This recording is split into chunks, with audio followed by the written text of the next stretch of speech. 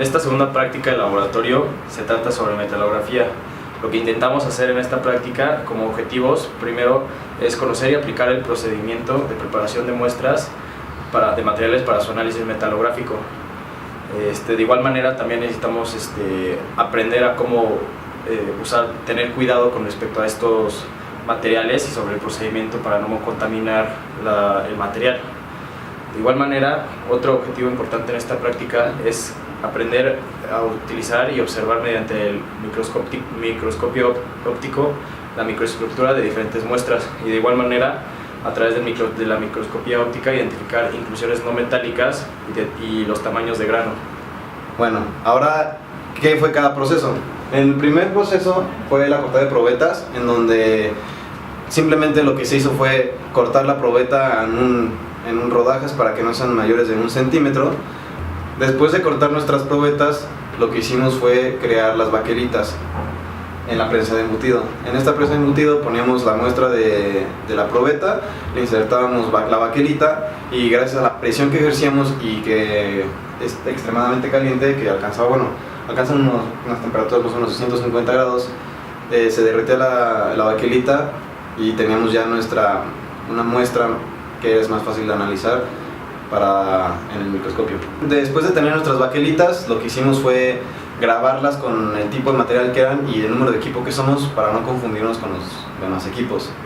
Después de esto pasamos a la pulidora y desbastadora, en donde primero pusimos el material, la baquelita en la desbastadora y lijamos con diferentes tipos de lijas. Primero empezamos con 120, 240, 320, 400, 500 y 600. Entre más chico sea el número de la lija, es más abrasivo, por eso empezamos en 120 y acabamos en 600.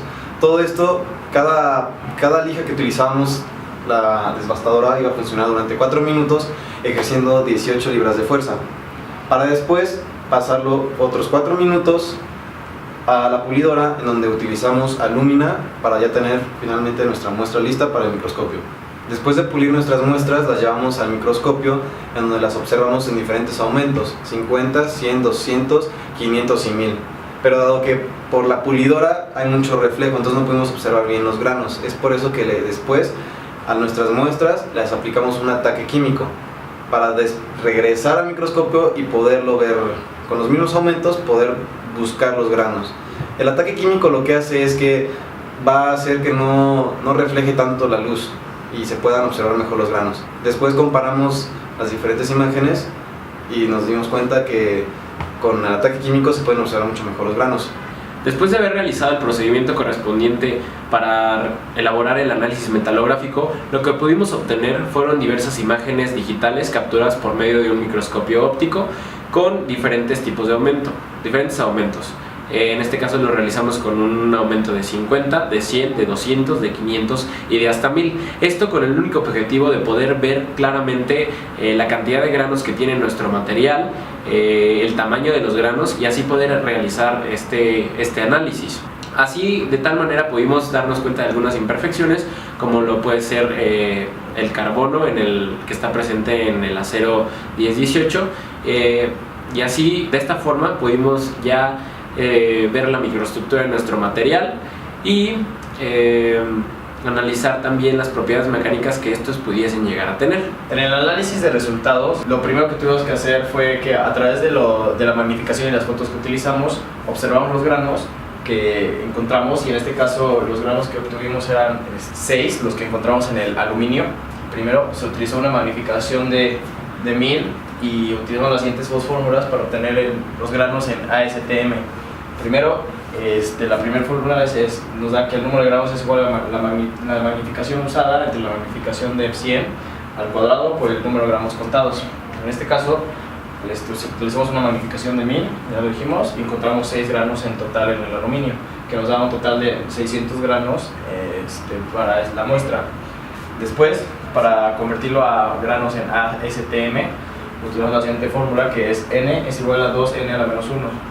Y eso nos da que N mayúscula es el número de granos que sacamos en la ecuación anterior, y N minúscula es la cantidad de granos en ASTM, lo que nos da al final un total de 10.22, que se une hacia 10 granos ASTM. Continuando con los cálculos, lo que utilizamos para el acero fue las mismas fórmulas, nada más que en vez de los gramos que contamos en el aluminio, que fueron 6, en este caso fueron un total de 13.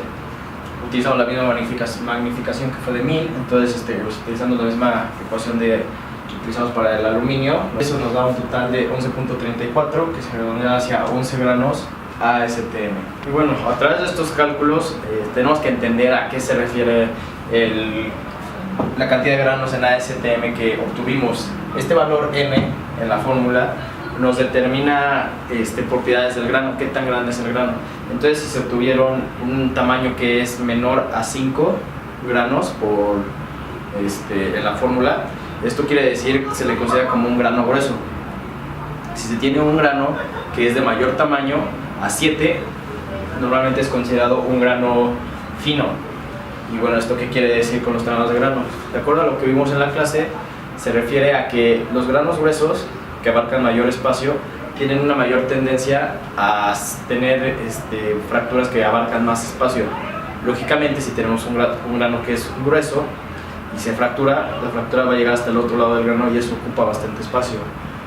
Y por otro lado, cuando se tratan de granos finos, esto es lo opuesto. Si tenemos muchos granos y tenemos un grano fino que llega a tener una fisura, la fisura nada más corromperá un pequeño espacio del material y no causará tanto daño. Entonces, esto se refiere a que este tipo de materiales, como el acero, que tuvo un número de granos de 11, nos va a dar una resistencia más grande, porque sus granos son más chicos y por ende nos pueden ayudar en este caso para esas propiedades de materiales que están dados por el nivel microscópico que se está analizando en el material. Y es todo lo que hemos estado haciendo alrededor en esta práctica, analizar la estructura microscópica, en este caso que son los granos, para poder definir si concuerdan las propiedades que nosotros conocemos de los materiales como el acero y el aluminio con respecto a los resultados obtenidos. Bueno, y en conclusión, en esta práctica fue muy interesante el poder observar los materiales desde otra perspectiva, pues ya utilizando un microscopio óptico. En lo personal yo no sabía que un material se podría visualizar así y que pudiese llegar a tener granos, y los granos significaran e importaran mucho en cuanto a las propiedades mecánicas que el material pudiese llegar a presentar, así como diversas formas de que nuestro material puede llegar a tener, ya sea unos granos más finos, unos granos más grandes, dependiendo de lo que se requiera. Y esto con el único fin de poder establecer o poder saber qué material utilizar en cada caso.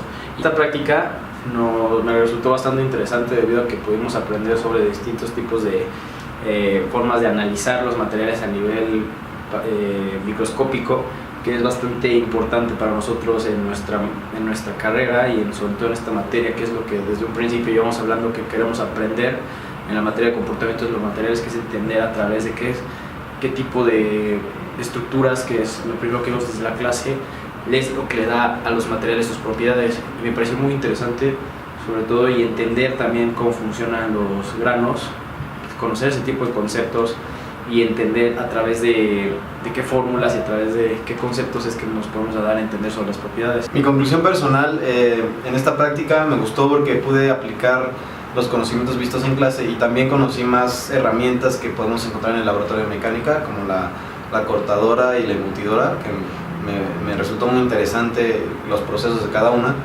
Pero en general la práctica me gustó porque, como ya lo mencioné, pude haber aplicado lo que vimos en clase, en este caso de las microestructuras que observamos en el microscopio y de cómo, dependiendo del material, van a cambiar el número de granos y eso va a cambiar la propiedad del material, van a ser mejores o peores. Entonces me gustó mucho porque ya pude verlo aplicado realmente en algo que lo puedo utilizar en mi vida profesional.